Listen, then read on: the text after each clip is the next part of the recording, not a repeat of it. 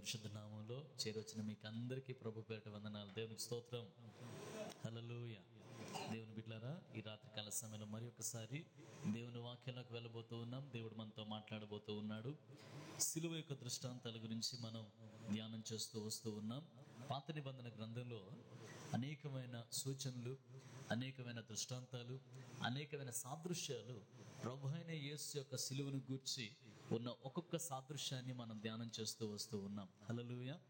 దేవుని బిడ్డలారా, ప్రతి సాదృశ్యంలో కూడా యేసు ప్రభు ఈ లోకానికి ఎందుకు వచ్చాడు, ఎలా మరణించాడు, ఏ విధంగా మనకు రక్షణ భాగ్యం దొరికింది, ఆయన సిలువలో ఎంత గొప్ప విలువైన కార్యాన్ని చేశాడు, అది మన జీవితాల్లో ఏం చేయగలుగుతుంది, దాన్ని మనం ఎలా విశ్వసించాలి, ఎలా చూడాలి, ఎలా అన్వయించుకోవాలి అనే సంగతుల్ని మనం అనుదినం ఒక్కొక్క అంశాన్ని ధ్యానం చేస్తూ వచ్చాం. హల్లెలూయా. దేవుని బిడ్డలారా, మొదటి నుంచి మనం చూసినట్లయితే మొదటగా నోవహు యొక్క ఓడను మనం చూసాం. రెండవదిగా అబ్రహాము మరియు ఇస్సాకును మనం చూసాం. మూడవదిగా దేన్ని చూసాం, జ్ఞాపకం ఉందండి? పస్కా పండుగను మనం చూసాం. పస్కా పండుగను చూసాం. నాలుగవదిగా మనం చూస్తే ప్రాయశ్చిత్త దినం అనేది మనం చూసాం. ఐదవదిగా ఇత్తడి సర్పాన్ని మనం చూసాం. ఇత్తడి సర్పం అంటే ఏంటి? ఇత్తడి సర్పం ద్వారా ఇశ్రాయేలుల మధ్యలో ఏం జరిగింది, ప్రభువైన యేసుకు ఇత్తడి సర్పానికి సాదృశ్యం ఏమై ఉన్నది అన్న సంగతిని మనం ధ్యానం చేసాం. ఆరవదిగా ఆశ్రయపురములు అనే సంగతిని నిన్న దినాన మనం ధ్యానం చేసాం. దేవునికి స్తోత్రం కలుగును గాక. ప్రతి దినం దేవుడు మనతో ప్రత్యేకంగా మాట్లాడుతూ మన జీవితాలను దీవిస్తున్నందుకు ఒకసారి బిగ్గరగా హల్లెలూయా చెప్దాం.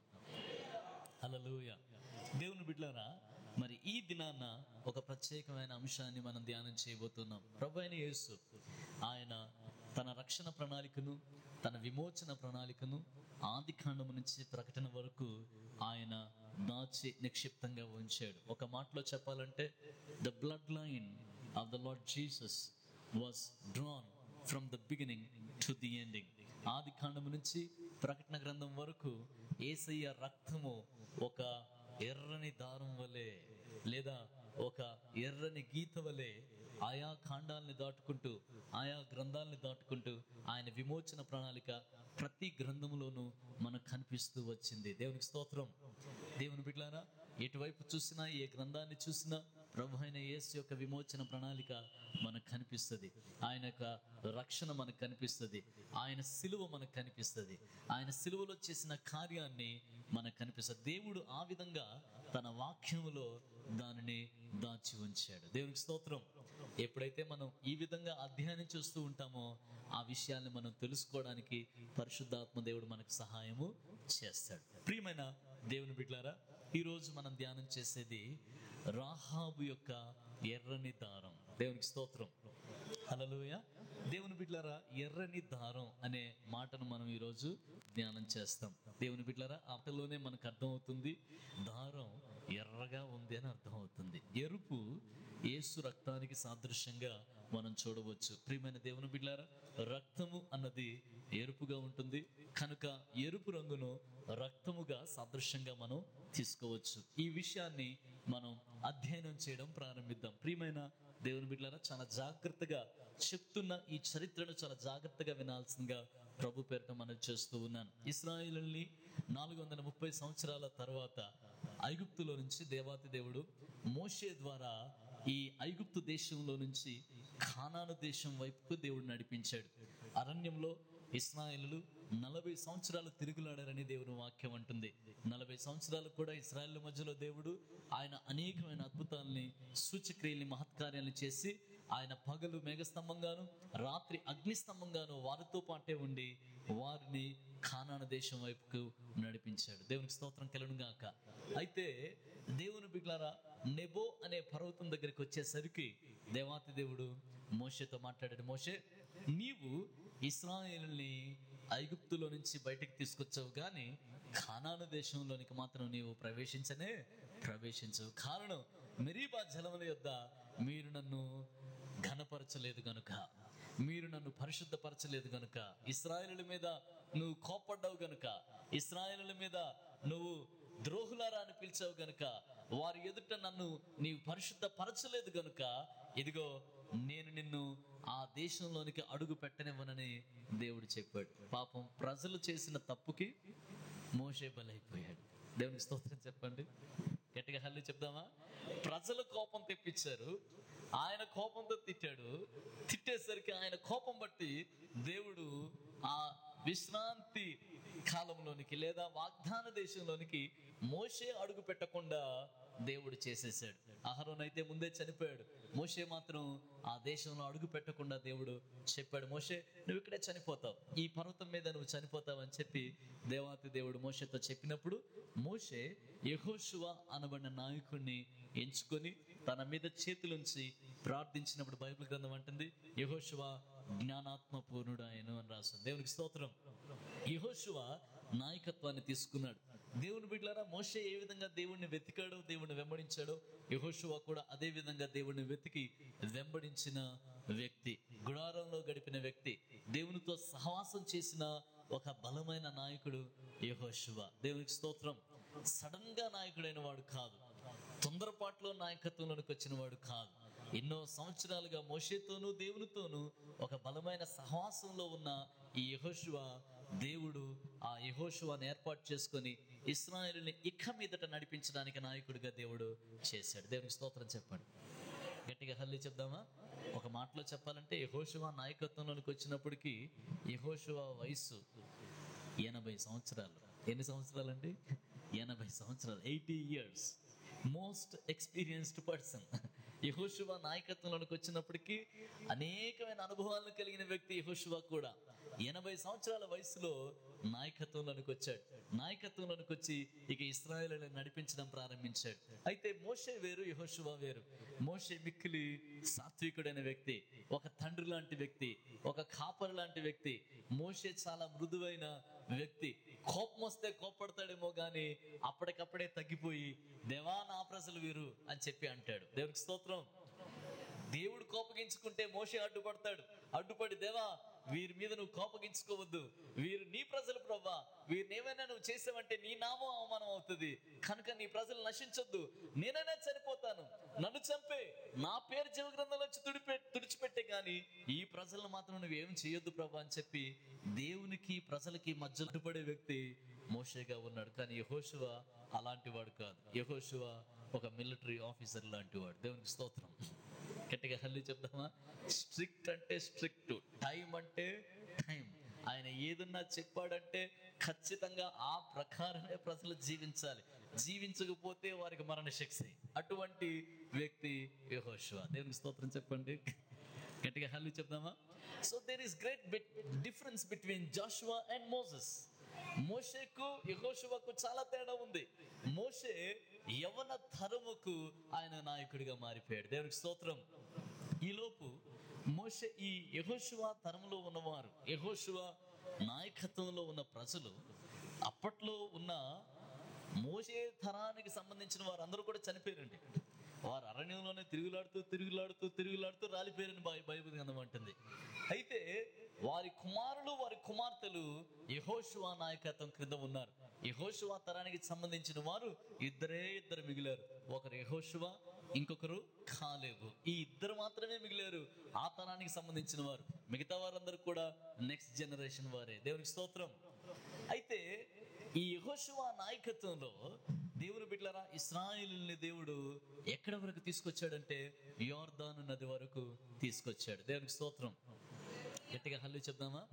యోర్దాను నది వరకు తీసుకొచ్చి యోర్దాను నది దగ్గర దేవాతి దేవుడు మాట్లాడాడు, యెహోషువ నువ్వు కనులెత్తి చూడు, ఇదిగో వాగ్దాన దేశంలో నేను ఈ ప్రజలందరినీ ప్రవేశపెట్టబోతూ ఉన్నాను, నీ నాయకత్వంలో ఇది జరగబోతూ ఉంది.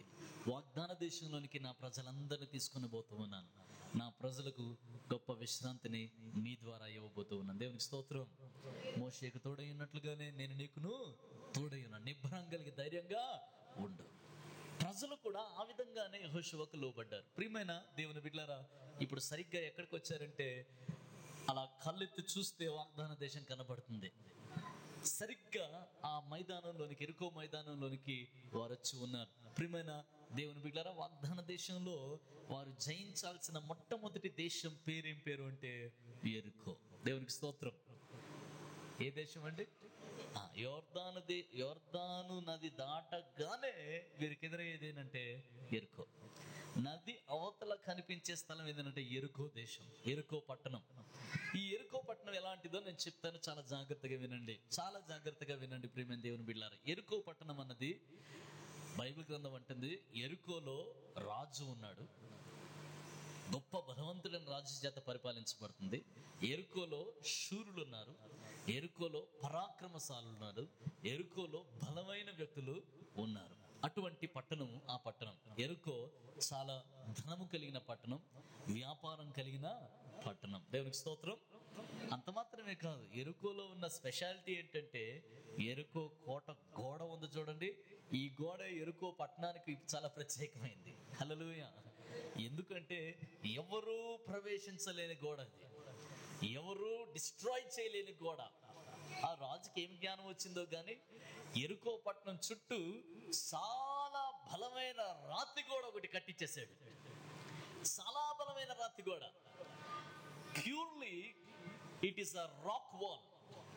రాతి గోడ అది, సాధారణమైనది కాదు, సిమెంట్ గోడ కాదు, ఇటుకలతో కట్టింది కాదు, రాతి గోడ.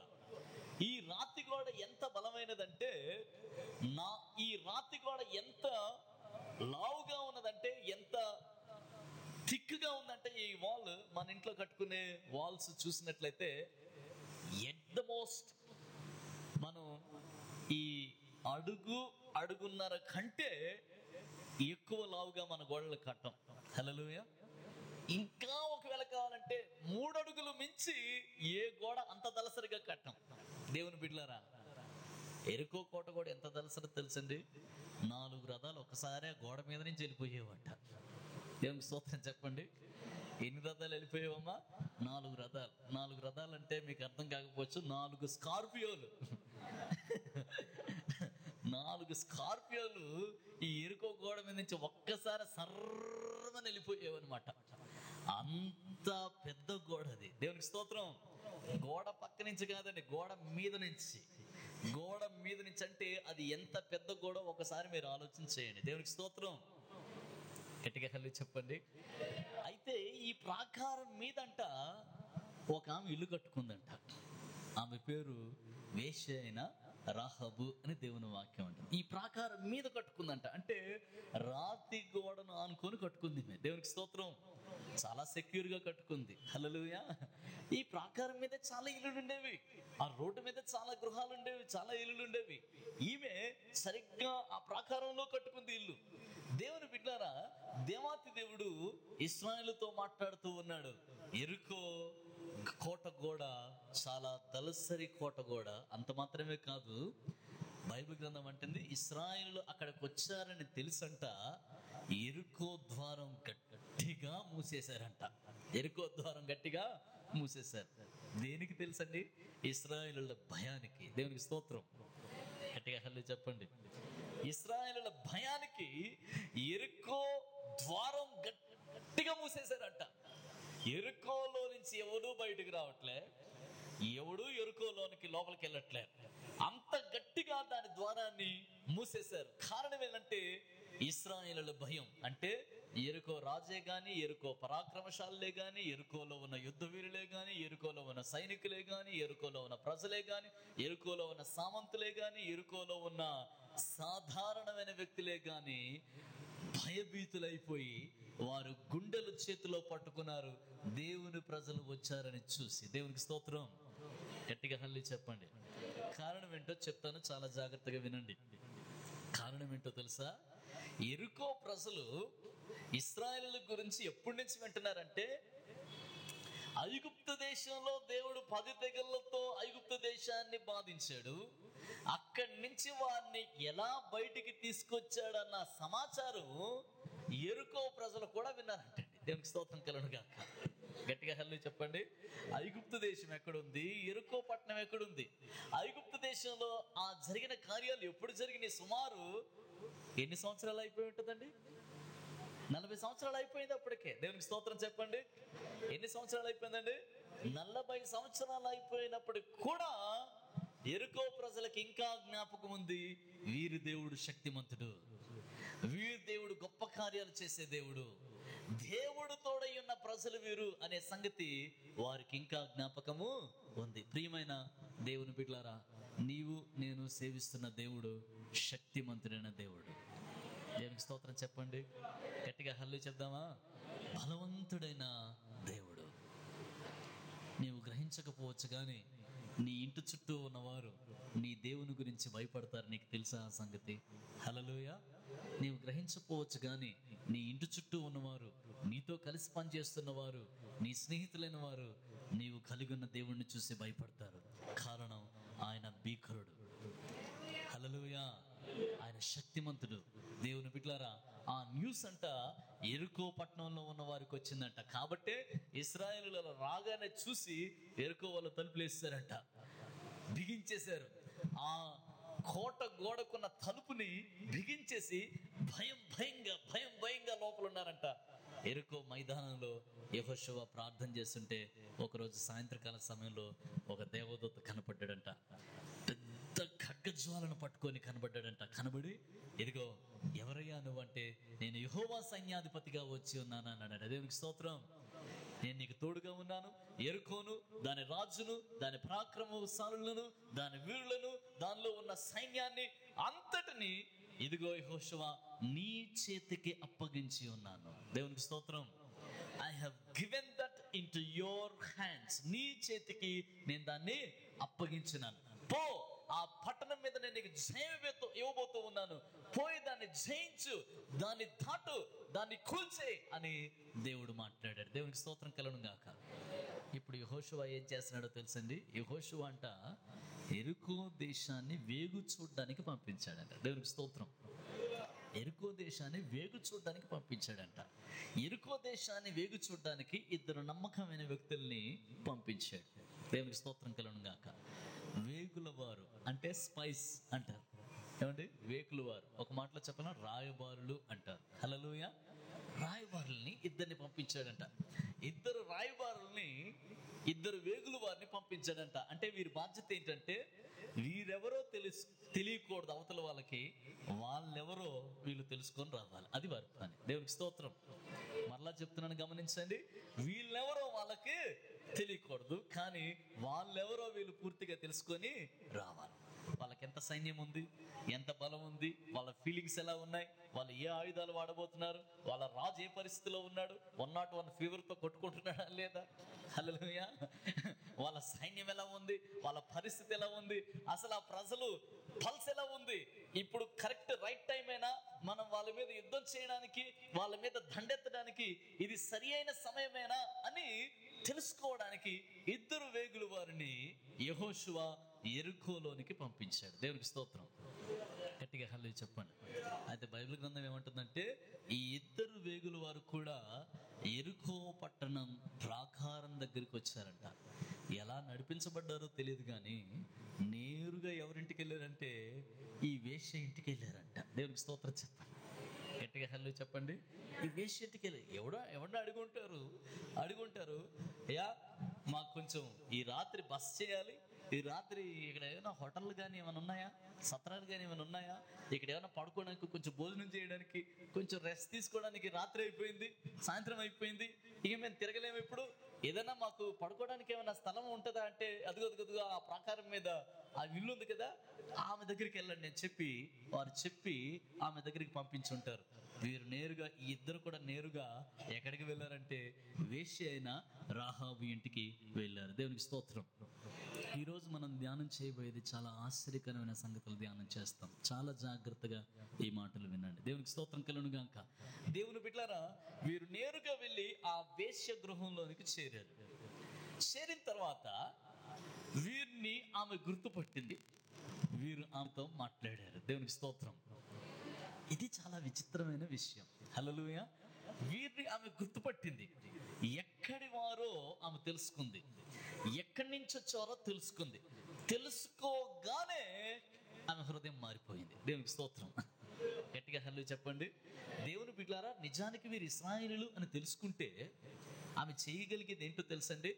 ఆమెకి ఒక పెద్ద అవకాశం ఏంటంటే, ఇక్కడే ఉండండి, ఇక్కడే ఉండండి, ఇక్కడే ఉండండి, ఇప్పుడే వస్తాను అని చెప్పి ఈమె నెమ్మదిగా ఒక సైనికుడినో ఎవరినో పిలిచి, ఒక పోలీసు లాంటి పిలిచి ఇన్ఫర్మేషన్ రాజుగారికి చెప్పు, నా ఇంట్లో ఇద్దరు వచ్చారు ఇస్రాయేలుని ఇక్కడే దాచిపెట్టాను, కాబట్టి రాజుగారిని రమ్మను, వచ్చి పట్టుకోమను అని చెప్పి ఇన్ఫర్మేషన్ ఈమె లీక్ చేసే అవకాశం ఆమెకుంది.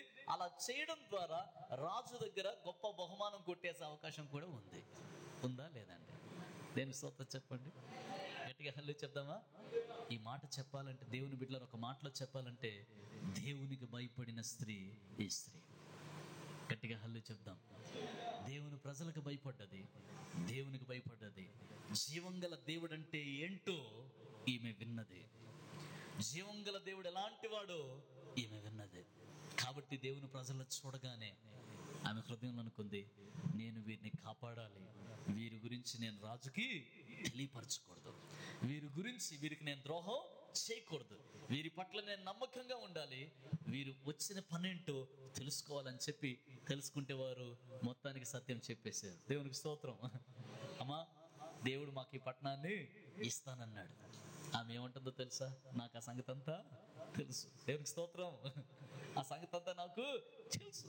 దేవుని బిడ్డలారా గమనించండి, ఈ స్త్రీ ఇంటికి ఎప్పుడైతే ఇద్దరు వచ్చారో, బైబిల్ గ్రంథం అంటుంది, యెహోషువ గ్రంథం 1వ అధ్యాయం 2వ అధ్యాయం చూద్దాం ఒకసారి. యెహోషువ గ్రంథం 2వ అధ్యాయంలో ఈ సంగతులు మనం చూస్తాం. త్వరగా ఈ మాటలు మనం ధ్యానించేద్దాం. 2వ అధ్యాయము 2వ వచనం చదువుదాం. దేశమును వేగు చూచుటకు ఇశ్రాయేలు యొద్ద నుండి మనుషులు రాత్రి వేళ ఇక్కడికి వచ్చిరని యెరికో రాజునకు వర్తమానము వచ్చాను. యెరికో రాజు ఎంత పెద్ద ఇంటెలిజెన్స్ కలిగినాడో చూడండి. ఇద్దరు వ్యక్తులు పట్టణం ప్రాకారంలో ఉన్న ఈ ఇంటికి వచ్చారన్న సంగతి, నేరుగా ఆ ఇంట్లోకే దూరారన్న సంగతి రాజుకి అప్పుడే వర్తమానం వెళ్ళిపోయింది. దేవునికి స్తోత్రం. గట్టిగా హల్లి చెప్పండి. ఏమండి, ఈ రోజుల్లో మోస్ట్ సఫిస్టికేటెడ్ టెక్నాలజీ మనకుంది, చాలా అధునాతనమైన ఇన్ఫర్మేషన్ టెక్నాలజీ మనకున్నా దొంగ అటుపడితే ఇటు ఎతుకుతున్నారు. దేవునికి స్తోత్రం చెప్పండి. బాంబులు అటు వెళ్తుంటే ఇటు ఎతుకుతున్నారు. గట్టిగా హల్లి చెప్పండి. అటు బాంబుల కోసం వెళ్తుంటే ఇటు దొరుకుతున్నాయి బాంబులు. దేవునికి స్తోత్రం చెప్పండి. అంటే దేవుని బిడ్డలారా, వాళ్ళకున్న ఇంటెలిజెన్స్ ఎలాంటిదో, మనకున్న ఇలా ఇంటెలిజెన్స్ ఎలాంటిదో చూడండి. అంత డైవర్టెడ్ ఇంటెలిజెన్స్ మనది. దేవునికి స్తోత్రం. ఆ రోజుల్లోని వారికి ఎటువంటి కంప్యూటర్లు లేవు, ల్యాప్టాప్లు లేవు, వైర్లెస్ కనెక్షన్ లేదు, ఫోన్లు లేవు, ఏమి లేవు. కానీ ఆ ఇంటికి ఇద్దరు వ్యక్తులు వచ్చారు అన్న సంగతి ఇమ్మీడియట్ గా రాజు దగ్గరికి వెళ్ళిపోయింది కబురు. రాజు వెంటనే వ్యక్తులు పంపించి నీ ఇంట్లోనికి ఇద్దరు వ్యక్తులు వచ్చారు, ఎక్కడి నుంచి వచ్చారు అని అడగడానికి పంపించాడు. దేవునికి స్తోత్రం. ఎక్కడి నుంచి వచ్చారని అడగడానికి పంపించగానే చూడండి 3వ వచనం, అతడు నీ యొద్దకు వచ్చి నీ ఇంట చేరిన ఆ మనుషులను వెలుపలకు తీసుకొని రమ్ము, వారు ఈ దేశమంతటిని వేగుచుచుటకై వచ్చిరని చెప్పుటకు రాహాబునొద్దకు మనుషులను పంపగా, ఆ స్త్రీ ఆ ఇద్దరు మనుషులను తోడుకొని వారిని దాచిపెట్టి. దేవునికి స్తోత్రం. ఎప్పుడైతే వీళ్ళిద్దరు వచ్చారో, మొదటి ఇద్దరు వచ్చిన వాళ్ళని ఏం చేసింది చెప్పండి? దాచిపెట్టేసింది. హల్లెలూయా. దాచిపెట్టింది. ఆమె దాచిపెట్టింది. కారణం ఏంటి అంటే మనం చూస్తాం తర్వాత వచనాలు ఎందుకు దాచిపెట్టాల్సి వచ్చింది. మనుషులు నా యొద్దకు వచ్చిన మాట నిజమే, వారు ఎక్కడి నుంచి వచ్చారో నేను ఎరుగును, చీకటి పడుచుండగా గవిని వేయబడి వేలను ఆ మనుషులు వెలుపలికి వెళ్ళిరి, వారెక్కడికి పోయారో నేను ఎరుగను, మీరు వారిని శీఘ్రంగా తరిమితిరా పట్టుకొందురు అని చెప్పి తన మిద్ది మీదగా ఇద్దరిని ఎక్కించి దాని మీద రాసి వేసి ఉన్న జనపు కట్టలోని వారిని దాచిపెట్టాను. దేవునికి స్తోత్రం కలుగును గాక. ఈ స్త్రీ చాలా పెద్ద మాటకారి. హల్లెలూయా. ఈమె మాటలతో బోల్తా కొట్టించేసింది వాళ్ళిద్దరిని. హల్లెలూయా. చూడండి, ఇద్దరిని దాచిపెట్టింది. ఇక్కడ దాచిపెట్టి వచ్చి రాజు యొక్క మనుషులు రాగానే వాళ్ళకి ఏమని చెప్తుందో చూడండి. ఇదిగో వచ్చిన మాట నిజమే, కానీ వాళ్ళు ఎక్కడ వారో నాకు తెలీదు, ఎటు వెళ్ళారో కూడా నాకు తెలియదు. దేవునికి స్తోత్రం చెప్పండి. ఎటు వెళ్ళారో కూడా నాకు తెలీదు. వెళ్ళడం అయితే నేను చూశాను. చూసినప్పుడు ఎటు వెళ్తున్నారంటే పట్టణం గవిని దాటిపోయి వెళ్ళిపోతున్నారు. అంటే గవిని వేయ వేళ, అంటే పట్టణం యొక్క గేట్ ని వేసే వేళ వాళ్ళు వెళ్ళిపోతున్నారంటే మీరు త్వరగా వాళ్ళ వెనకాల పరిగెత్తారనుకోండి వాళ్ళని పట్టుకుంటారు అన్నాడు. అంటే వచ్చిన వాళ్ళని వేరే మార్గంలో డైవర్ట్ చేసి వాళ్ళని పరిగెత్తేటట్టు చేసింది. హల్లెలూయా. గట్టిగా గట్టిగా హల్లు చెప్పండి. తర్వాత ఏం చేశారు చూడండి, ఆమె వాళ్ళిద్దరు మనుషులు తీసి ఒక అటక మీద ఎక్కించి జనము వేసి ఉన్న ఒక రాశిలో వాళ్ళిద్దరిని దాచిపెట్టేసింది. దేవునికి స్తోత్రం. గట్టిగా హల్లు చెప్పండి. దాచిపెట్టిన తర్వాత ఆ మనుషులు ఏం చేస్తున్నారు చూడండి, యోర్దాను దాటు రేవుల మార్గమున వారిని తరమబోయిన మనుషులు బయలువెడిన తోడిని గవిని వేయబడిన. ఎవరిని తరిమారండి వీళ్ళు? అసలు గాలిని తరిమారు. దేవునికి స్తోత్రం. గట్టిగా హల్లు చెప్పండి. ఊహ అనమాట. ఈ మార్గంలో వెళ్ళారని చెప్పింది ఆమె ఖచ్చితంగా కరెక్ట్ గా చెప్తుంది. హల్లెలూయా. ఆమె చెప్పిందంటే కరెక్ట్ గానే ఖచ్చితంగా చెప్పి ఉండొచ్చు. ఆమె ఈ మార్గం అన్నారు కాబట్టి ఆ మార్గంలోనే వెళ్ళి తరుందాం అని చెప్పి వీళ్ళు గుర్రాలు వేసుకొని రథాలు వేసుకొని వెళ్తానే ఉన్నారు. ఒకడు కనబడట్లే. ఇంకా దూరం వెళ్ళిపోయారేమో అని ఇంకా వెళ్తున్నారు. ఈ విధంగా వచ్చిన వారిని ఆమె పంపించేసింది. దేవునికి స్తోత్రం. ఇప్పుడు చాలా ప్రాముఖ్యమైన సంగతిని మనం చూస్తాం. చూడండి దేవుని వాక్యంలోని, ఆ వేగులు వారు పండుకొనకు మునుపు ఆమె వారున్న మిద్దె మీదకి ఎక్కి వారితో ఇట్లనెను. ఎంత చక్కని మాటలు ఏమి చెప్తుందో చూడండి. యెహోవా ఈ దేశంని మీకు ఇచ్చుచున్నాడనియు, మీ వలన మాకు భయం పుట్టుననియు, మీ భయం వల్ల ఈ దేశ నివాసులందరికీ ధైర్యము చెడుననియు నేను ఎరుగుతున్నాను. దేవునికి స్తోత్రం. హల్లెలూయా. దేవుని బిడ్డలారా, ఈమెకు ఒక సత్యం తెలుసు. ఏంటితో తెలుసా? యెహోవా ఈ దేశాన్ని మీకు ఇస్తాడన్న సంగతి నాకు తెలుసు. She knows a truth. యేసు ప్రభువు అన్నాడు, సత్యమును మీరు గ్రహించిన యెడల సత్యము మిమ్మల్ని స్వతంత్రులుగా చేయును అన్నాడు. ఒక సత్యం ఈమెకు తెలుసు. ఏంట సత్యం అంటే, ఈ ప్రజలు సాధారణమైన ప్రజలు కాదు. దేవునికి స్తోత్రం. ఈ ప్రజలు సర్వసాధారణమైన వారు కాదు. వీరికి తోడుగా ఉన్న దేవుడు సాధారణమైన వాడు కాదు. అసాధారణమైన శక్తి కలిగిన దేవుడు ఆయన. ఈ ప్రజలు వచ్చారంటే ఖచ్చితంగా ఈ పట్టణం వారి చేత పట్టబడుతుంది. మేము ఓడిపోతాం. ఈ పట్టణం అంతటిని కూడా దేవుడు వాళ్ళ చేతికి అప్పగించేస్తాడు. అంతేకాదు, వీళ్ళ పేరు వినగానే మా జనమంతా గుండెల్లో ధైర్యం లేని వారుగా అయిపోతున్నారు. అంటే పట్టణంలో ఎక్కడ తిరక్క మునిపే పట్టణం యొక్క మొత్తం పరిస్థితిని వీళ్ళకి చెప్పేసింది. దేవునికి స్తోత్రం. గట్టిగా హల్లి చెప్పండి. రాజు ఎలా ఫీల్ అవుతున్నాడో చెప్పేసింది. పరాక్రమ శూరులు ఎలా ఫీల్ అవుతున్నారో చెప్పేసింది. వాళ్ళ సైన్యం ఏ స్థితిలో ఉందో కూడా చెప్పేసింది. దేవునికి స్తోత్రం. అంటే కరెక్ట్గా వెళ్ళాల్సిన వ్యక్తి దగ్గరికే వీళ్ళు వెళ్ళారు. హల్లెలూయా. ఇవేం చెప్తుందో తెలుసా? అయ్యా, మా పల్స్ ఇలా ఉంది, మా పరిస్థితి ఏ విధంగా ఉందో తెలుసా? మా వాళ్ళ గుండె ధైర్యం చాలే, మా వాళ్ళందరికీ గుండెలు నీరు గారిపోయినాయి. మీరు వస్తున్నారని వినగానే మా వాళ్ళకి భయం ఎక్కువైపోయింది. ఖచ్చితంగా దేవుడు మీకే ఈ పట్టణాన్ని అప్పగిస్తాడు. అటువంటి భయం మాలో ఉంది అని చెప్పి ఆమె చెప్పింది. ఒక మాటలో చెప్పాలంటే, మీ దేవుడు గొప్ప దేవుడని నేను గ్రహిస్తున్నాను అన్నారు. దేవునికి స్తోత్రం. మీ దేవుడు శక్తిమంతుడని నేను గ్రహిస్తున్నాను. తర్వాత అట్లా చూద్దాం. మీరు ఐగుప్తు దేశం నుండి వచ్చినప్పుడు మీ ఎదుట 10వ వచనం, మీ ఎదుట యెహోవా ఎర్ర సముద్రపు నీరుని ఎలా గారిపోచేసినో, యోర్దాను తీరమునున్న అమోరీయుల ఇద్దరు రాజులైన సీహోనుకు ఓగునుకు మీరేమి చేస్తారో అనగా మీరు వారిని ఎలా నిర్మూలన చేస్తారో ఆ సంగతి మేము వింటిమి. మేము వినినప్పుడు మా గుండెలు కరిగిపోయాను. మీ దేవుడైన యెహోవా పైన ఆకాశమందును క్రింద భూమి అందును దేవుడే. మీ ఎదుట ఎట్టి మనుషులకైనా ధైర్యం మాత్రం ఉండదు. దేవుని బిడ్డలారా, ఈమె తన నోరు తెరిచి, ఒక వేశ్య అయిన స్త్రీ తన నోరు తెరిచి ఏమంటుందండి? మీ దేవుడైన యెహోవా నిజముగా దేవుడే. దేవునికి స్తోత్రం. గట్టిగా హల్లు చెప్పండి. దేవుడు అని ఒప్పుకుంటుంది. యెహోవాయే దేవుడు అని ఒప్పుకుంటుంది. ఈమె విశ్వాసం విగ్రహాల్లో లేదు. ఈమె విశ్వాసం మనుషులు చేతులతో చేసిన వాటిలో ఈమె విగ్రహం లేదు. రాళ్లలోను, రప్పల్లోను, చెట్లలోను, పుట్లలోను ఈమె విశ్వాసం లేదు. ఈమె విశ్వాసం రాజులోను, పరాక్రమశాలులోను లేదు. ఈమె విశ్వాసం సజీవుడైన దేవుడిని యందు ఉంది.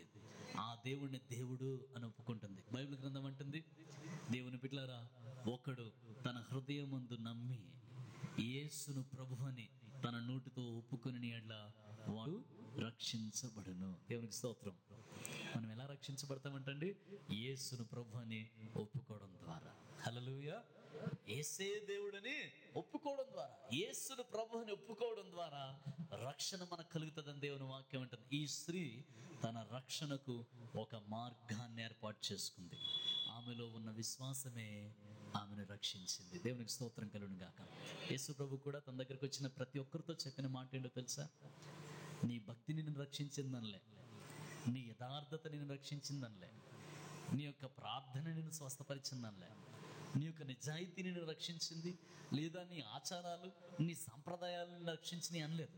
నీ విశ్వాసమే నిన్ను రక్షించింది, నీ విశ్వాసమే నిన్ను స్వస్థపరిచింది. దేవునికి స్తోత్రం కలుగును గాక. గట్టిగా హల్లు చెప్దామా? ప్రియమైన దేవులారా, పాత నిబంధన గ్రంథంలో కూడా విశ్వాసం అన్నది ఎంత ప్రాముఖ్యమైన సంగతి అక్కడ మనకు చూపించబడుతూ ఉన్నది. పాత నిబంధనలో కూడా రక్షించబడిన వారు విశ్వాసము ద్వారానే రక్షించబడ్డారు. దేవునికి స్తోత్రం. Even if they are the people of the law, they were saved because of their faith. ధర్మశాస్త్రం కలిగిన ప్రజలైనప్పటికీ వారికి రక్షణ మాత్రం విశ్వాసము ద్వారానే కలిగింది, కానీ ధర్మశాస్త్రం ద్వారా కలగలే. దేవునికి స్తోత్రం. అందుకే బైబిల్ గ్రంథం అంటుంది, అబ్రహాము దేవుణ్ణి నమ్మెను, అబ్రహాము దేవుణ్ణి నమ్మెను, అది అతనికి నీతిగా ఎంచబడ్డది. అంటే అబ్రహాము ఎలా రక్షించబడ్డాడంటే నమ్మకంతో రక్షించబడ్డాడు, విశ్వసించడం ద్వారా నీతిమంతుడయ్యాడు. ప్రియమైన దేవుని బిడ్డలారా, రాహాబు అనబడిన ఈ వేశ్య ఎలాంటి జీవితాన్ని జీవించిందో, ఎంత ఘోరమైన జీవితాన్ని ఆ దినం వరకు జీవించిందో, ఎన్ని భయంకరమైన పాపాలు చేసిందో. పట్టణం అంతటికీ ఆమె వేశ్యని తెలుసు, ఆ దేశం అంతటికీ వేశ్యని తెలుసు. దేవుని బిడ్డలారా, ఆ ప్రజలందరికీ ఈమె జీవిస్తున్న జీవితం పాప జీవితం అన్న సంగతి తెలుసు. కానీ ఎంత పాపి అయినప్పటికీ విశ్వాసం ద్వారా రక్షణలోనికి అట్నుంచి ఇటు అడుగు వేసేసింది. దేవుని స్తోత్రం. చేతులపైకి హల్లెలూయా చెప్దాం. హల్లెలూయా. ఎంత ఘోర పాపినైనా యేసు చేరరమ్మనే, యేసు చెంత చేరువాన్ని త్రోసివేయజాలడు. ఎంత ఘోర పాపులైనా యేసయ్య దగ్గరికి వస్తే వారికి రక్షణ, వారికి రక్షణ. నా యుద్ధకు వచ్చి వారిని నేనెంత మాత్రము త్రోసివేయను. దేవునికి స్తోత్రం కలుగును గాక. గట్టిగా హల్లెలూయా చెప్దామా? దేవుని బిడ్డలారా, పాపుల్లో రెండు రకాలు లేరు. పెద్ద పాపులు, ఘోర పాపులు, సాధారణ పాపులు, చిన్న పాపులు అనేవారు ఎవరు లేరు. అందరూ పాపులే. దేవునికి స్తోత్రం చెప్పండి. గట్టిగా హల్లెలూయా చెప్దామా? ఘోర పాపండి, ఈయన ఘోర పాపండి అంటాం. ఏమండి, ఈయన ఘోర పాపి, అసలు ఈయన పెద్ద పాపి అంటాం. దేవుని బిడ్డలారా, పాపులలో రెండు గుంపులు లేవు. పెద్ద పాపి, చిన్న పాపి అని, ఘోర పాపి, తక్కువ పాపి అని రెండు గుంపులు లేవు. అందరూ ఒక పాపం చేసినాడు పాపే, 100 పాపాలు చేసినాడు పాపే, 1000 పాపాలు చేసినాడు పాపే, 1,00,000 పాపాలు చేసినాడు పాపే. దేవునికి స్తోత్రం. గట్టిగా హల్లెలూయా చెప్పండి. అదనమాట సంగతి. దేవునికి స్తోత్రం. చాలా అద్భుతమైన విషయం చూడండి. తన విశ్వాసము ద్వారా ఆమె దేవుని ప్రజల్లోనికి చేర్చబడ్డది. విశ్వాసంతో దేవుణ్ణి సంపాదించుకుంది. ఆమె చెప్తుంది, మీ దేవుడని యెహోవాయే దేవుడు, ఆయనే దేవుడు, ఆయనే దేవుడు. దేవునికి స్తోత్రం. గట్టిగా హల్లెలూయా చెప్దామా? భూమి మీద ఎవరైతే ఆయనే దేవుడని ఒప్పుకుంటారో, ఎవరైతే ఆయనే దేవుడని ఒప్పుకుంటారో, వారు ఏ మతస్థులు కానీ, ఏ కులస్తులు కానీ, ఎటువంటి బ్యాక్గ్రౌండ్ ఉండని, ఎటువంటి ఘోరమైన పాప జీవితంలో జీవించని ఆయనే దేవుడని ఒప్పుకుంటారో వారికి రక్షణ, వారికి రక్షణ, వారికి రక్షణ. హల్లెలూయా. దేవుని బిడ్డలారా, చూడండి, దేవుని వాక్యంలో మనం ఇంకా చూస్తాం. ఆమె ఏం చెప్తుందో చూడండి. 12వ వచనం చూడండి. నేను మీకు ఉపకారం చేసిన గనుక మీరును నా తండ్రి ఇంటికి ఉపకారం చేసి నాకు నిజమైన ఆనవాళ్ళనిచ్చి నా తండ్రియు, నా తల్లియు, నా అన్నదమ్ములను, నా అక్క చెల్లెండ్రును, వారి కలిగిన ఉన్న వారందరూ సావకుండా బ్రతకనిచ్చి రక్షించినట్లుగా దయచేసి యెహోవా తోడనే ప్రమాణము చేయడను. ఆమె ఏం చేస్తుందో తెలుసండి? ప్రామిస్ చేయిస్తుంది వారి చేత. వారిద్దరి చేత ఏమని ప్రమాణం చేయిస్తుందంటే, అయ్యా నాకు తెలుసు ఈ పట్టణాన్ని మీరు జయిస్తారు, ఈ పట్టణాన్ని మీరు నాశనం చేస్తారు, కానీ నేను, నా తండ్రి ఇంటి వారు, నా తోబుట్టువులు, నా అక్క చెల్లెళ్ళు, నా అన్నదమ్ములు, నాకు సంబంధించిన వారందరూ కూడా బ్రతకాలి, వారు బ్రతకాలి, వారు చనిపోకూడదు. అలా మీరు నాతో ప్రమాణం చేయండి అని చెప్పింది. దేవునికి స్తోత్రం. హల్లెలూయా. దేవుని బిడ్డలారా, ఈ స్త్రీకి తన కుటుంబంలో ఉన్న వారందరూ బ్రతకాలన్న ఆశ ఉంది. తన కుటుంబంలో ఉన్న అందరూ కూడా రక్షించబడాలి, అందరూ బ్రతకాలి, ఎవరూ నశించిపోవడం ఈమెకి ఇష్టమో లేదు. బైబిల్ గ్రంథం అంటుంది, అందరూ అంతటా మారు మనసు పొందవలనని దేవుడు ఆజ్ఞాపిస్తున్నాడు. ప్రియమైన దేవుని బిడ్డలారా, మన కుటుంబాల్లో కూడా ప్రతి ఒక్క బిడ్డ రక్షించబడాలనే దేవుడు కోరుతూ ఉన్నాడు. దేవునికి స్తోత్రం కలుగును గాక. అందరూ రక్షించబడాలి, అందరూ మారు మనసు పొందాలి, అందరూ నాశనానికి జోగకుండా రక్షణలోనే జీవించాలని దేవుని కోరిక. ఈ స్త్రీ చెప్తుంది, అయ్యా నాతో ప్రమాణం చేయండి, మీరు వస్తారని నాకు తెలుసు, కానీ ఒక ప్రమాణం చేయండి, అదేనంటే మీరు మమ్మల్ని మాత్రం బ్రతకనియండి. హల్లెలూయా. ఈ పట్టణస్తులందరినీ మీరు చంపేసిన నన్ను నా కుటుంబాన్ని మాత్రం బ్రతకనియండి, నన్ను నా కుటుంబాన్ని మాత్రం జీవించనియండి అని ప్రమాణం తీసుకుంది వారి దగ్గర. హల్లెలూయా. అయితే వాళ్ళు ఏం చేస్తున్నారో చూడండి, ఏం చేస్తున్నారో చూడండి.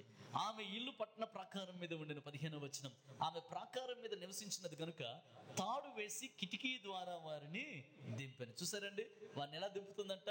ఒక తాడేసి కిటికీ ద్వారా దింపింది. ఇంతకు ముందు కూడా నేను చెప్పాను, మనలాంటి కిటికీలు వాళ్ళకి లేవు.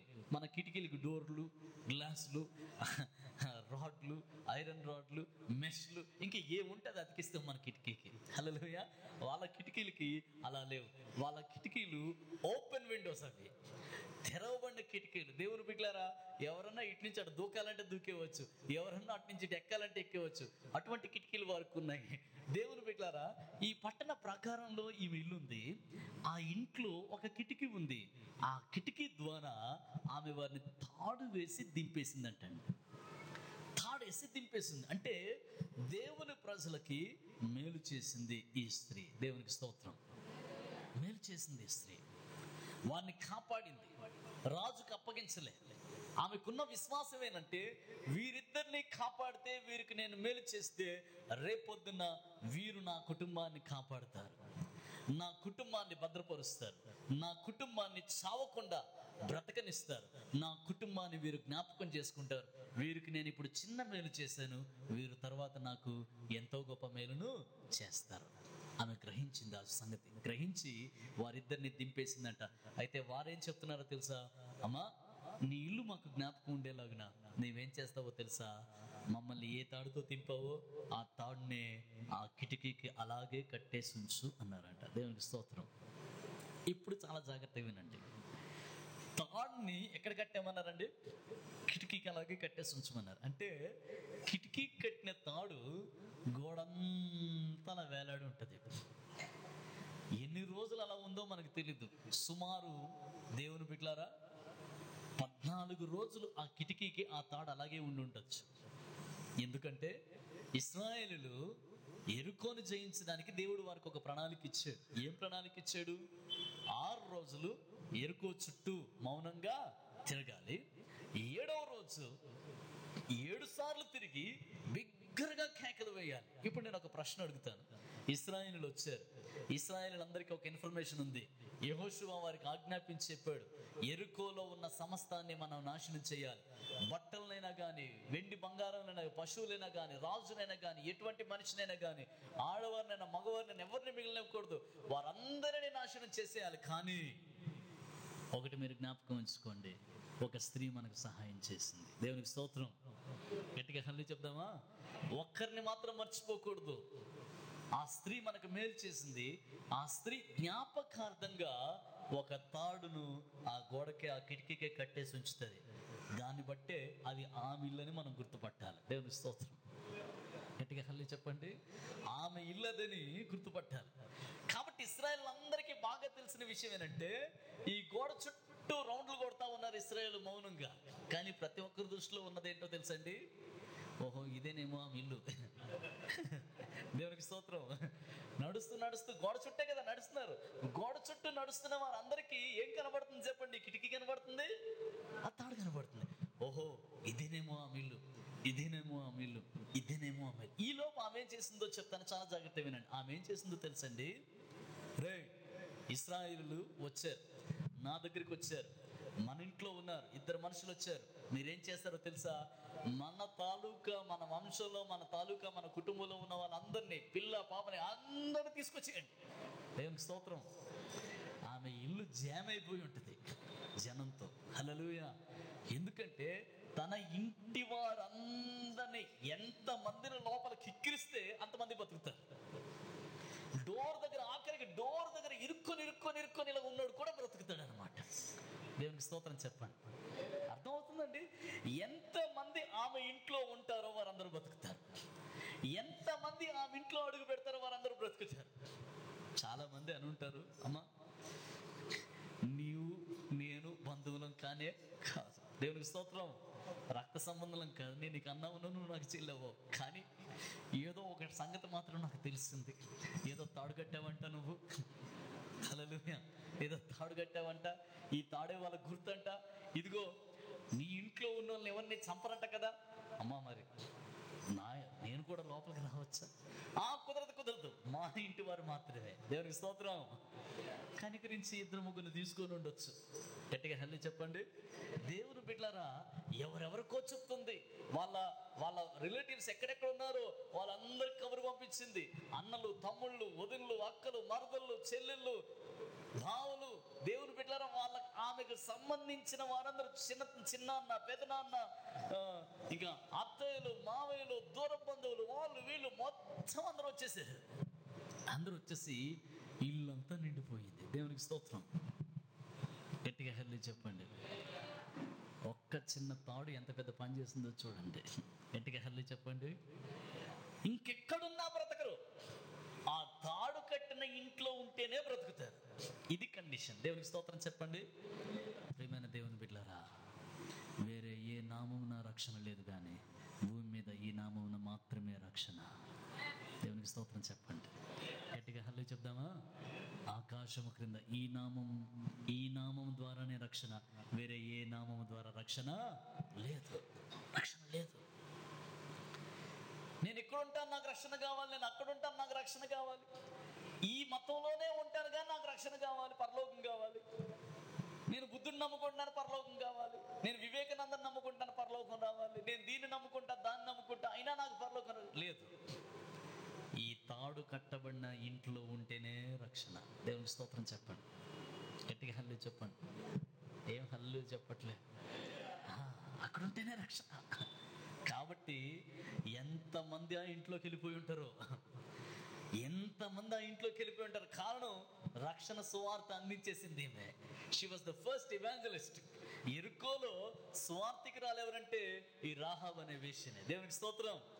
ఈమె సువార్తికురాలు అయిపోయింది. కారణం ఏంటంటే సువార్త పంపించింది. ఎవరన్నా నా ఇంటికి వస్తే మీరు బతుకుతారు, ఎవరన్నా నా ఇంటికి వస్తే మీరు బ్రతుకుతారు. నా ఇంట్లో ఉన్నారా, ఖచ్చితంగా మీరు బతుకుతారు. నా ఇంటికి వచ్చారా, మీరు ఖచ్చితంగా బ్రతుకుతారని తన బంధువులకి, తన తోబుట్టువులకి, అందరికీ సువార్త ప్రకటించిన స్త్రీగా ఏముంది.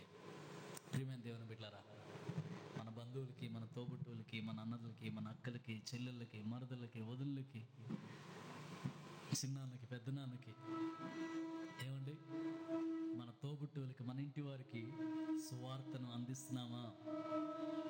సువార్తను అందించగలిగే స్థితిలో మనం ఉన్నామా? ఒకసారి జ్ఞాపకం చేసుకుందాం. దేవునికి స్తోత్రం.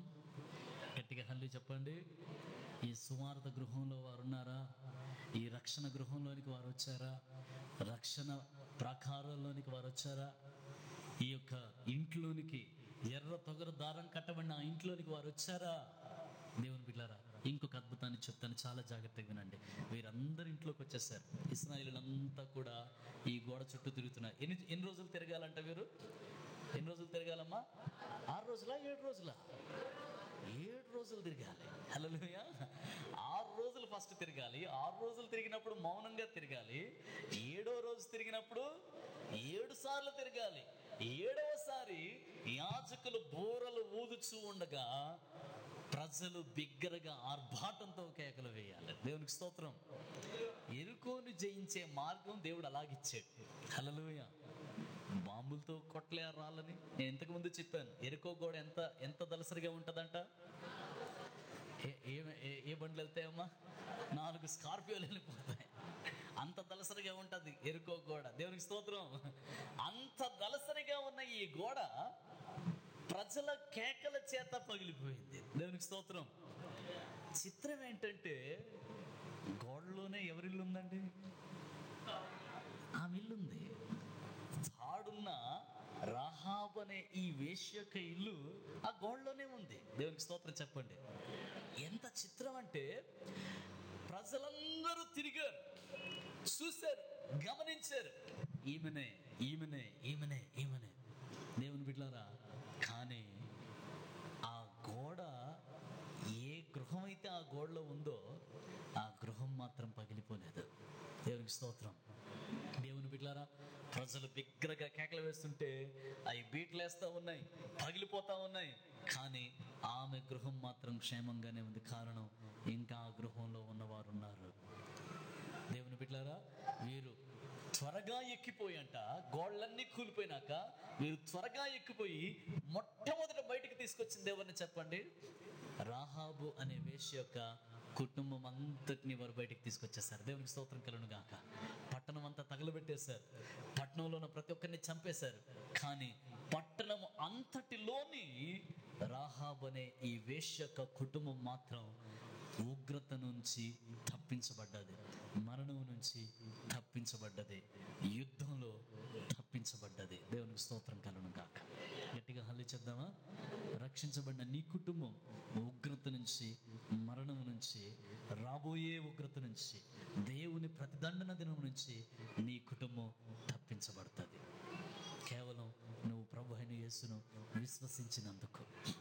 ఆమేన్, ఆమేన్. ప్రియమైన దేవుని బిడ్డలారా, చాలా జాగ్రత్తగా గమనించండి.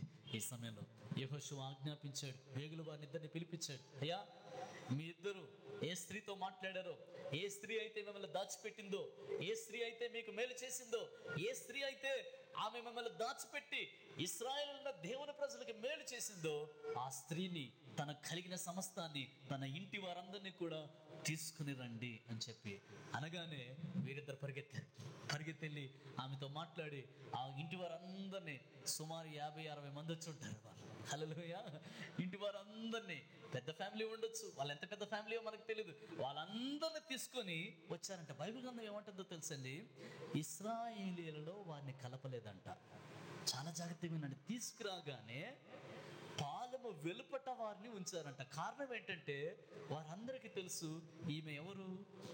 అన్యురాలు, ఈమె ఒక విగ్రహారాధికురాలు, ఈమె సున్నతి లేని కుటుంబంలో జన్మించిన వ్యక్తి, ఈమె ఒక వేశ్య. అంత మాత్రమే కాదు, అన్య దేవతల్ని, దేవుళ్ళని ఆరాధించిన స్త్రీ. ఈమెను అన్యురాలుగా పరిగణించారు కానీ యూదురాలుగా పరిగణించలేరు కనుక ఈమెను తీసుకెళ్ళి ఎక్కడ పెట్టారంటే పాలెము వెలుపట, పాలెము లోపల ఉంచలే, పాలెము వెలుపట ఆమెను, ఆమె కుటుంబాన్ని అంతటినీ ఉంచారంట. దేవుని బిడ్డలారా, ఆ విధంగా తన కుటుంబం రక్షించబడదు. దేవునికి స్తోత్రం. ఆమె పెట్టిన చిన్న విశ్వాసం ఆమె ఇంటిని కాపాడింది, కుటుంబాన్ని కాపాడింది, ఆమె జీవితాన్ని కాపాడింది, కుటుంబం యొక్క భవిష్యత్తును కాపాడింది. అంతేకాదు, దేవుణ్ణి కుటుంబం అంతా తెలుసుకునేటట్లుగా చేసింది. దేవునికి స్తోత్రం. నీవు చేసే చిన్న మేలు, నీ హృదయంతో నువ్వు దేవుడిని నమ్మిన ఆ నమ్మకం, ఆ విశ్వాసం నీకు మాత్రమే కాదు, నీ కలిగిన వారందరికీ, నీ ఇంటి వారందరికీ, నీ వంశం వారందరికీ, రాబోయే తరతరాల్లో వచ్చే నీ కుటుంబస్తులు, నీ సంతానం అంతటికి అది ఎంతో రక్షణ మార్గాన్ని సృష్టించగలదని నీవు, నేను విశ్వసించాలి. ప్రియమైన దేవుని బిడ్డలారా, హల్లెలూయా. ఒక అద్భుతాన్ని చెప్పి ప్రార్థన చేస్తాను. చాలా జాగ్రత్తగా ఈ మాటను వినండి. ఈ రాహాబు అనబడిన ఈ వేశ్యను లేదా రక్షించబడిన ఈ స్త్రీని ప్రభువునందు విశ్వాసం ఉంచింది గనుక ఇక మీదట ఆమెను వేశ్య అని పిలవలేదు. దేవునికి స్తోత్రం కలుగును గాక. ఆమె జీవితం మారిపోయింది, ఆమె ఐడెంటిటీ మారిపోయింది, ఆమె గుర్తింపు మారిపోయింది. కారణం, ఆమె దేవుని ప్రజల్లో కలపబడ్డది. అతి ప్రాముఖ్యంగా దేవుని ప్రజల్లో మాత్రమే కాదు, యేసు ప్రభు యొక్క వంశావళిలో ఆమెను కలుపుకున్నాడు దేవుడు. స్తోత్రం, హల్లెలూయా. యేసు ప్రభు యొక్క వంశావళిలో చూసారండి, ఎర్రని దారం తొగరు దారం. దారం అంటే సన్న మనం ఇంట్లో బట్టలు కుట్లేసుకున్న దారం అనుకున్నారు. అలాంటి దారం కాదు. తొగరు దారం అంటే అల్లిక దారం. మన ఓడలకి పడవలకి వాడతారు చూడండి, ఆ దారం. అది ఇంత లావుపాటి దారం. టెంట్ హౌస్ దారం ఎంత ఉంటుంది? టెంట్లు వేస్తే ఎంత దలసరిగా ఉంటుంది ఆ తాడు, అంత దలసరి తాడు అది. దూరం నుంచి కూడా ఆ ఎర్రని చూడగలరు. ఆ చిన్న దారం ఎంతవరకు వెళ్ళిందో తెలుసండి? యేసు ప్రభు వరకు వెళ్ళిపోయింది. దేవుని స్తోత్రం చెప్పండి, గట్టిగా హల్లే చెప్పండి. ఎక్కడి వరకు వెళ్ళిందండి ఆమె ఆ దారం? యేసు ప్రభు వరకు వెళ్ళిపోయింది. మత్తయి సువార్త 1వ అధ్యాయం చూడండి ఈ మాటల్ని. మత్తయి సువార్త 1వ అధ్యాయం. Praise God, praise God, praise God, praise God, praise God. మత్తయి సువార్త 1వ అధ్యాయము మొదటి నుంచి చదువుకుందాం. అబ్రహాము కుమారుడుకు దావీదు కుమారుడైన యేసు క్రీస్తు వంశావళి. అబ్రహాము ఇస్సాకును కనెను, ఇస్సాకు యాకోబును కనెను, యాకోబు యూదాను అతని అన్నదమ్ములను కనెను, యూదా తామారునందు పెరుసును జెరహును కనెను, పెరుసు ఎస్రోనును కనెను, ఎస్రోను ఆరామును కనెను, ఆరాము అమ్మీనాదాబును కనెను, అమ్మీనాదాబు నయస్సోనును కనెను, నయస్సోను సల్మానును కనెను, సల్మాను రాహాబు నందు బోయజును కనెను, బోయజు రూతునందు ఓబేదును కనెను, ఓబేదు యెషయిను కనెను, యెషయి రాజైన దావీదును కనెను. దేవునికి స్తోత్రం. గట్టిగా హల్లెలూయా చెప్పండి. సాధారణంగా మత్తయి సువార్త 1వ అధ్యాయం ఎవరు చదవరు? ఎందుకంటే అక్కడ ఉన్న మాటలన్నీ ఏముంటాయి? కనెను కనెను కనెను కనెను, ఈయనను కన్నాడు, ఈయనను కన్నాడు, ఈయనను కన్నది, ఈయనను కన్నాడు, ఈయనను కన్నాడు అని చెప్పి ఇది వదిలే, ఈ 1వ అధ్యాయం వదిలేద్దాం, 2వ అధ్యాయం దీన్ని చక్కగా మన యేసయ్య పుట్టాడు కదా, అక్కడి నుంచి మనం చదువుకుందాం. దేవునికి స్తోత్రం. అక్కడి నుంచి మనం చదువుకుందామని 1వ అధ్యాయం వదిలేస్తాం. 1వ అధ్యాయం వదిలేసి 2వ అధ్యాయం దగ్గర నుంచి చదువుతుంటాం. ప్రియమైన దేవుని బిడ్డలారా, 1వ అధ్యాయంలో రాహాబు యొక్క పేరు చేర్చబడ్డది. రాహాబు ఎవరని రాసింది చూడండి? బోయజు యొక్క తల్లి. దేవునికి స్తోత్రం చెప్పండి. బోయజు ఎవరు? రూతు యొక్క భర్త. దేవునికి స్తోత్రం చెప్పండి. రూత్ ఎవరు? ఓబేదు యొక్క తల్లి. ఓబేదు ఎవరు?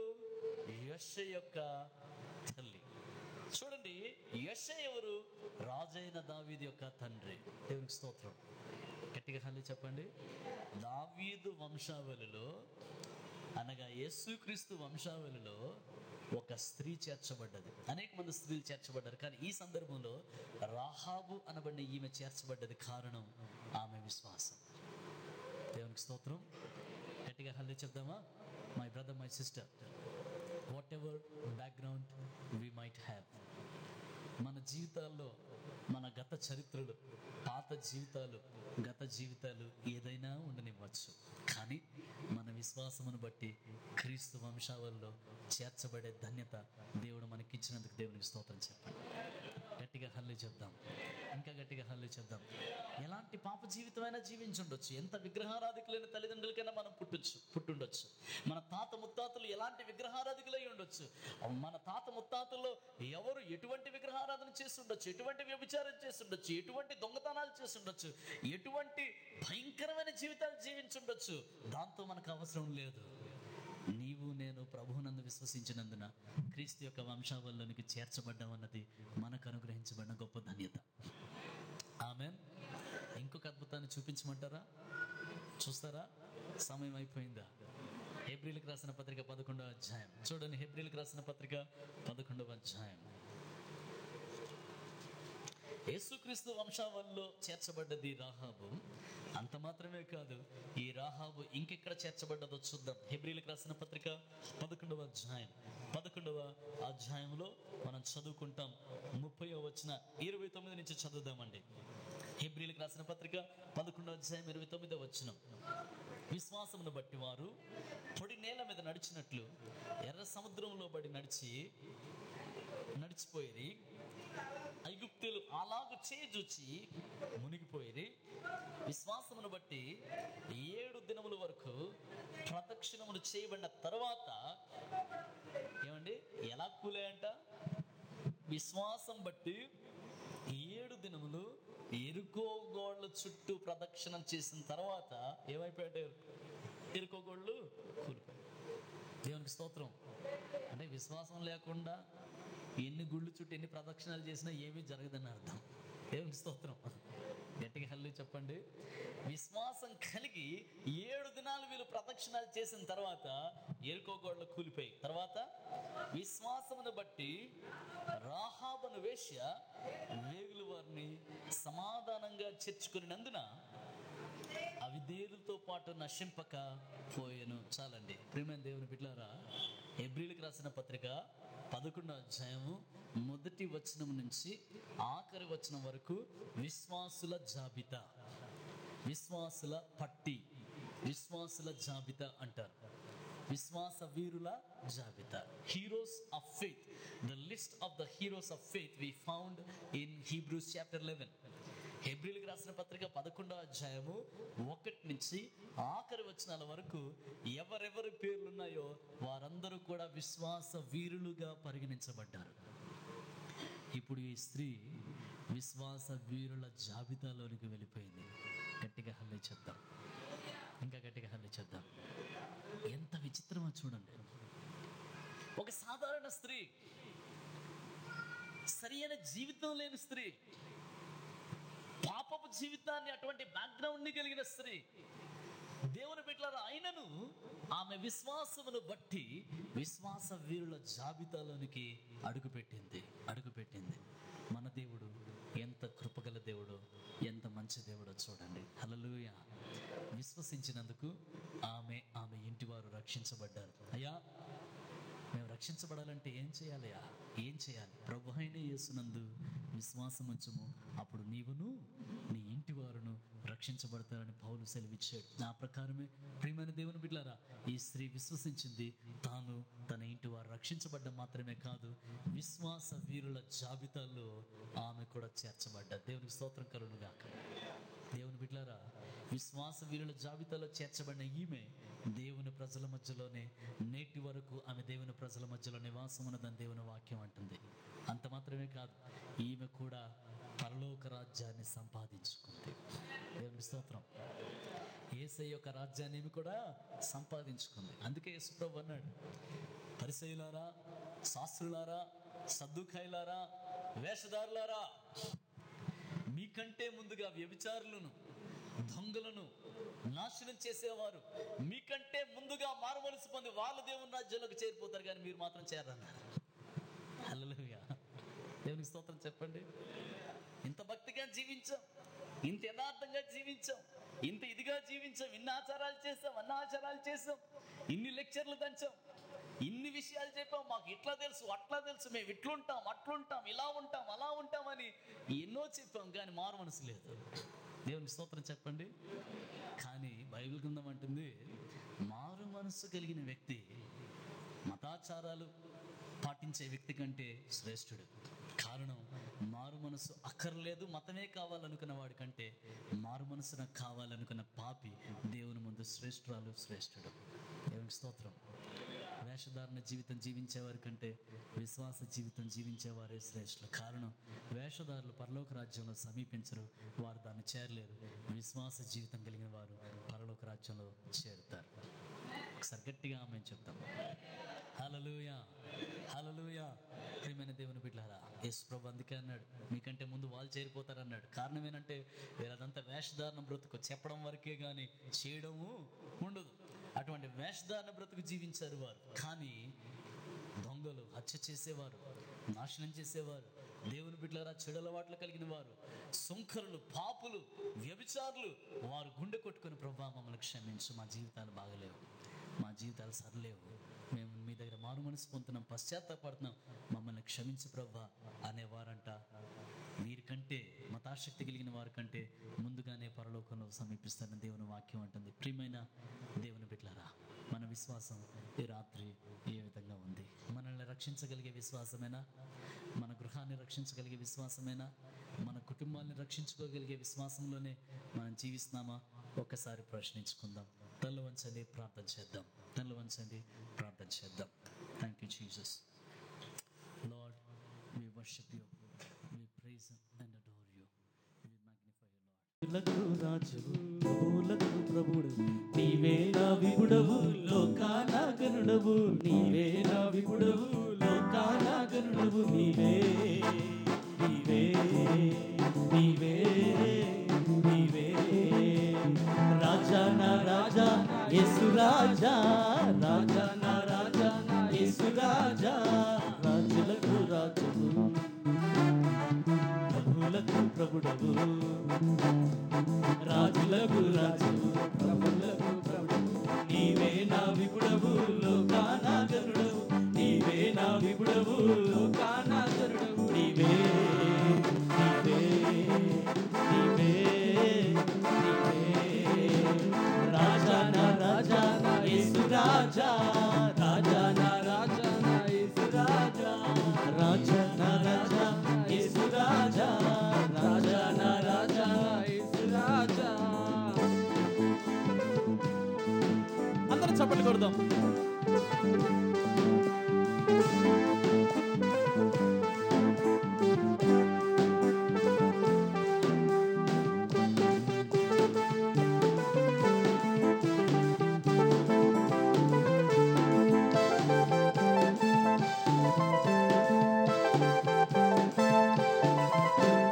రారు సరిదారు మరి నీకెవ్వరు లేరు, సరిపోరు మరి ఇంకెవ్వరు. రారు సరిదారు మరి నీకెవ్వరు లేరు, సరిపోరు మరి ఇంకెవ్వరు. సర్వ సృష్టికర్తవు, సర్వోన్నతుడవు, సర్వాధికారివి, సర్వాంతర్యామివి. సర్వ సృష్టికర్తవు, సర్వోన్నతుడవు, సర్వాధికారివి, సర్వాంతర్యామివి. నీవే నీవే నీవే నీవే రాజా నా రాజా యేసు రాజా, రాజా నా రాజా యేసు రాజా. రాజా నా రాజా యేసు రాజా, రాజా నా రాజా యేసు రాజా. నీవే ప్రభువులకు ప్రభువు, రాజులకు రాజులకు రాజువు, ప్రభువులకు ప్రభువు. నీవే నా విపుడవు, లోకాన గనుడవు. నీవే నా విపుడవు, లోకాన గనుడవు. నీవే నీవే నీవే నీవే రాజా నా రాజా యేసు రాజా, రాజా నా రాజా యేసు రాజా, రాజా నా రాజా యేసు రాజా. దేవునికి స్తోత్రం. హల్లెలూయా హల్లెలూయా హల్లెలూయా హల్లెలూయా. యేసు ప్రభువుని నమ్మకం ఉందేమో పిచ్చి పిచ్చి డాన్సులు వేసి పిచ్చి పిచ్చిలు పాటలు పాడేవాళ్ళు. అప్పుడేమో అఫీషియల్ సంగతి గుర్తులేదు మనకి. దేవునికి స్తోత్రం చెప్పండి. యేసు ప్రభువు నమ్మినాక అదెందుకో తెలియదు, అఫీషియల్స్ అయిపోతాం. చప్పట్లు కొట్టడానికి అఫీషియల్ ఫీలింగ్, గట్టిగా పాడడానికి అఫీషియల్ ఫీలింగ్. అమ్మో, అంత గట్టిగా చప్పట్లు కొట్టచ్చా, అంత గట్టిగా పాడొచ్చా, నవ్వుతా పాడొచ్చా, డాన్స్ వేసుకుంటా పాడొచ్చా అని ఫీల్ అవుతూ ఉంటాం. దేవుని బిడ్డలారా, నిజానికి యేసు ప్రభులోనికి వచ్చినాకే మన అఫీషియాలిటీ అంతా పోయింది. దేవుని స్తోత్రం చెప్పండి, గట్టిగా హెల్లో చెప్పండి. మనకు వచ్చింది అఫీషియాలిటీ కాదు, మనకు వచ్చింది డివినిటీ, దైవత్వం వచ్చింది. దేవునికి స్తోత్రం చెప్పండి. ఏమండి, గట్టిగా హెల్లో చెప్పండి. కాబట్టి యేసయ్య గురించి పాడడానికి ఎంత మాత్రం సిగ్గుపడకూడదు, ఎంత మాత్రం భయపడకూడదు, ఎంత మాత్రం అవమానంగా భావించకూడదు. సంతోషంగా గంతులేసి చప్పట్లు కొట్టి నాట్యం చేస్తూ పాడడానికి కూడా ఏ మాత్రం భయపడకూడదు. దేవునికి స్తోత్రం. భయపడాల్సింది ఆ రోజుల్లో, ఈ రోజుల్లో కాదు. దేవునికి స్తోత్రం. లేచి నిలబడదాం, పాడదాం. ఎంత హుషారుగా, ఎంత ఉత్సాహంగా, ఎంత సంతోషంగా, ఎంత నాట్యం చేస్తూ పాడతారో చూద్దాం. రాజా నా రాజా యేసు రాజా, రాజా నా రాజా యేసు రాజా, రాజా నా రాజా యేసు రాజా, రాజా నా రాజా యేసు రాజా. రాజులకు రాజు, ప్రభువులకు ప్రభువు, రాజులకు రాజువు, ప్రభువులకు ప్రభువు. నీవే నా విపుడవు, లోకాన గరుడవు. నీవే నా విపుడవు, లోకాన గరుడు. నీవే నీవే నీవే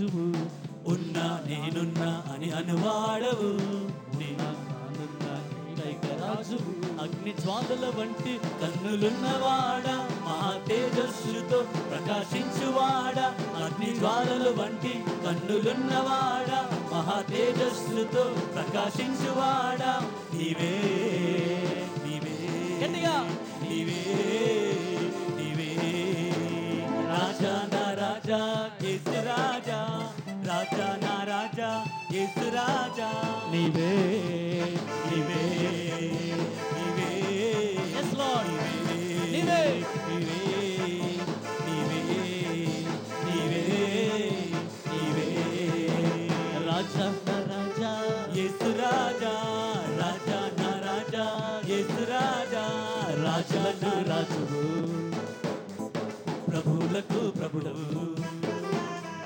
రాజులకు రాజువు, ప్రభులకు ప్రభువు, నీవే నా విపుడవు లోకాన గరుడవు, నీవే నా విపుడవు లోకాన గరుడవు, నీవే నీవే హల్లెలూయా నీవే yes lord నీవే రాజా నా రాజా యేసు రాజా, రాజా నా రాజా యేసు రాజా, రాజా నా రాజా యేసు రాజా, రాజా నా రాజా యేసు రాజా, ఆమేన్.